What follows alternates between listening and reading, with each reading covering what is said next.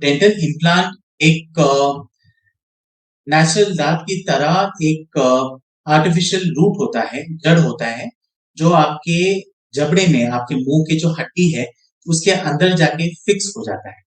और वो फिक्स होने के बाद आप वो इम्प्लांट से सब खा सकते हैं।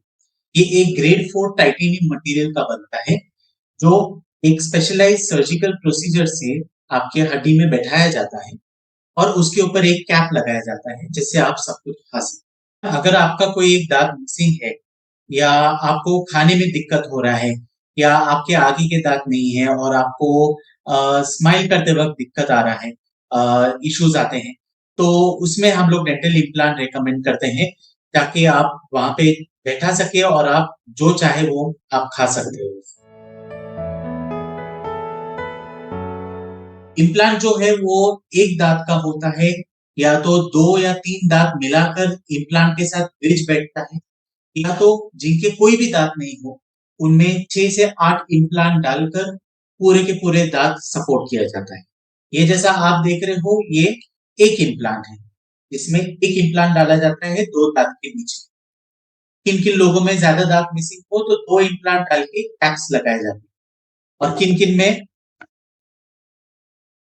कोई भी दांत नहीं होते हैं, तो उनमें हम 4 से 6 इम्प्लांट डालते हैं और पूरा के पूरा डेंचर या पूरे के पूरे दांत का सेट एक साथ जॉइन करके बैठाते हैं। तो एक सिंगल दांत का इम्प्लांट होता है, या तो 3 से 4 दांत का इम्प्लांट होता है, या तो पूरा माउथ का होता है। डेंटल इम्प्लांट्स 18 साल की उम्र से लेकर 90 साल की उम्र तक बैठाया जा सकता है। मैंने कुछ महीने पहले एक 90 साल की लेडी का 5 इम्प्लांट बिठाए हैं। तो इम्प्लांट एज रिलेटेड नहीं होता है। हाँ, मगर आपकी एज जो है, उम्र जो है, वो खत्म हो जानी चाहिए। मतलब जैसा आप 18 इयर्स क्रॉस हो जाना चाहिए, उसके बाद आप इम्प्लांट कोई भी एज पे लगा सकते हो। अगर आपकी हड्डी मजबूत हो, अगर आपको सिस्टमिक प्रॉब्लम नहीं हो, जैसा डायबिटीज ना हो, अनकंट्रोल्ड ब्लड प्रेशर ना हो, या आपका हड्डी अगर बहुत पतला हो, या कुछ बोन रिलेटेड कुछ इश्यूज हो, तो इम्प्लांट डालना और उसका सक्सेस होना डिफिकल्ट हो जाता है। अदरवाइज इट इज बहुत ही सक्सेसफुल ट्रीटमेंट है ये। 97% सक्सेस रेट होता है डेंटल इम्प्लांट। डेंटल इम्प्लांट एक ग्रेड 4 टाइटेनियम मटेरियल से बनता है, जिसके ऊपर जो कोटिंग होता है, वो ऐसा कोटिंग होता है कि वो आपके बॉडी के साथ जुड़ जाता है। तो ये जो है, ये एक स्पेशलाइज्ड प्रोसीजर है, जिसको 2 अपॉइंटमेंट लगते हैं। एक अपॉइंटमेंट में जब वो इम्प्लांट पूरा आपके हड्डी में डाला जाता है। मैं आपको इस ज़रिए बता सकता हूँ कि इम्प्लांट आपकी हड्डी में इस तरह से जाकर बैठ जाता है, फिक्स बैठ जाता है। ये पहला प्रोसीजर होता है, जिसमें आपके हड्डी का पहले एक एनालिसिस होता है, एक एक्स-रे लिया जाता है, एक सीटी स्कैन लिया जाता है, जिससे पता चलता है कि हड्डी का डेंसिटी कितना है और हड्डी का हेल्थ कैसा है। अगर आप क्वालिफाई होते हो इम्प्लांट के लिए, तो एक प्रोसीजर जिसमें 1 आवर का प्रोसीजर है, 1 घंटे का, जिसमें इम्प्लांट एक्चुअली जाके आपकी हड्डी में फिक्स होकर बैठ जाता है। स्पेशलाइज्ड मशीन होता है, जिससे वो इम्प्लांट अंदर जाके बैठ जाता है। 3 महीने तक आपका इम्प्लांट अंदर ही अंदर आपके बॉडी के साथ मिल जाता है, हील होता है, और वो 3 महीने के बाद उसके ऊपर एक इम्प्रेशन लेकर कैप फिक्स किया जाता है। और इम्प्लांट एक बार सक्सेसफुल हो गया, तो वो कैप के साथ आप सब कुछ खा सकते हो पूरी उम्र भर। उसका लाइफ लॉन्ग गारंटी आता है। मैं हर के पेशेंट को यही कहता हूँ कि पहले 48 घंटे, 48 टू 72 आवर्स बहुत ज़रूरी है उसका केयर लेने के लिए। क्योंकि वहाँ पर हम गम्स को ओपन करते हैं, मसूड़ों को ओपन करते हैं, तो अंदर डालते हैं और स्टिचेस से उसे बंद करते हैं। तो पहले 2 से 3 दिन तक सूजन आता है, थोड़ा सूजन आता है, थोड़ा-थोड़ा खून का टेस्ट आता है।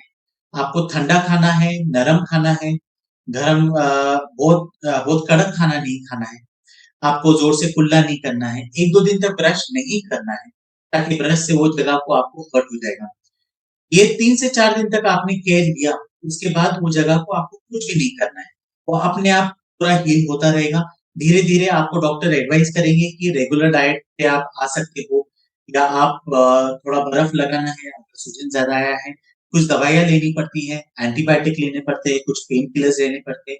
मैं हर पेशेंट को ये कहता हूँ कि अ, 0 पॉसिबिलिटी है कि आपको पेन नहीं होगा।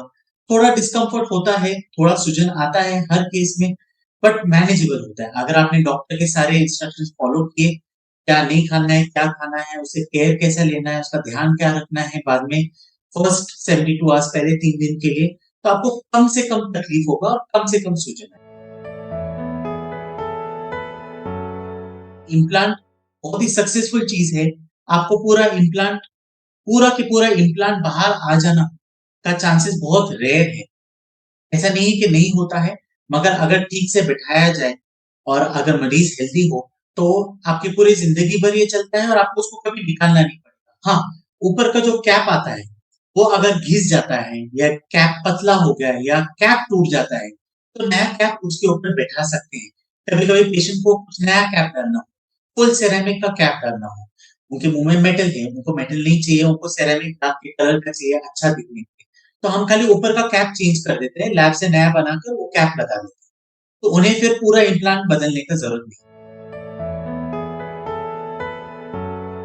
इम्प्लांट की खासियत ये है कि वो आपकी हड्डी और मसूड़े के साथ और बाकी दाँतों के साथ इतना अच्छा जेल हो जाता है, बैठ जाता है कि आपको कुछ स्पेशल केयर नहीं लेना है।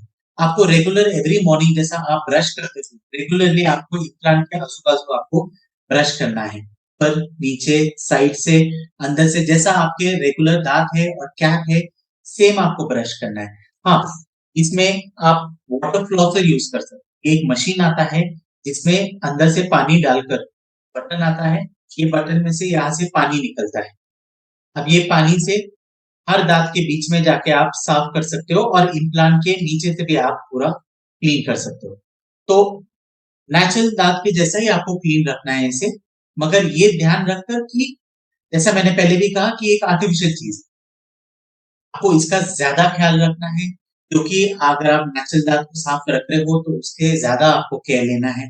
फ्लॉस आपको रेगुलरली करना है। फ्लॉस एक थ्रेड आता है, जो दाँत के बीच में डाला जाता है, वो इम्प्लांट के कैप के बीच में भी डाल सकते हैं। साफ करना है, हर खाने के बाद कुल्ला करना है। कुल्ला अगर आपने थोड़ा-सा गर्म पानी लेकर उसमें थोड़ा-सा नमक डाल के किया, तो उसके बहुत सारे बेनिफिट्स हैं। इम्प्लांट का लाइफ और बढ़ जाता है। इम्प्लांट और उसके बाजू वाले दाँतों का भी हेल्थ बढ़ता है।